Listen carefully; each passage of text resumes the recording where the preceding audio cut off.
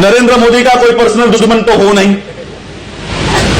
और मैं देश में नरेंद्र मोदी हटाओ ये कैंपेन भी नहीं चलाता। मैं इस बात में विश्वास ही नहीं रखता कि नरेंद्र मोदी हटाओ। एक मोदी हटाओगे दूसरा बिठा देंगे, दूसरा हटाएंगे तीसरा बिठा देंगे। इसलिए हमको नरेंद्र मोदी को हटाने की कोशिश नहीं करनी है।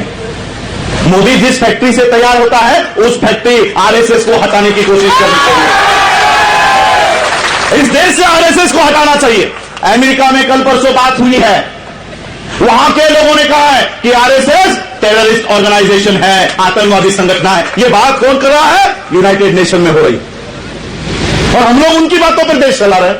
मोहन भागवत कहेगा कि आरक्षण पर चर्चा होनी चाहिए, मोहन भागवत कहेगा तो उसके ऊपर चर्चा हो रही है।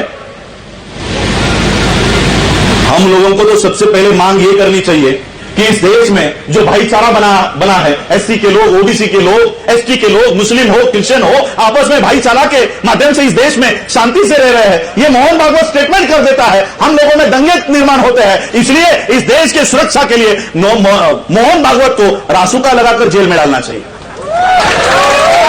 भाई ये आदमी खतरनाक है देश के सुरक्षा के लिए, कुछ भी बोल देता है और देश उसके ऊपर काम करता है। तो हम लोगों को यह मांग करनी होगी, आज हम लोगों को यह संकल्प लेकर जाना होगा। देखो, बाबा साहब ने घोषणा की मैं भारत बौद्धमय करूंगा।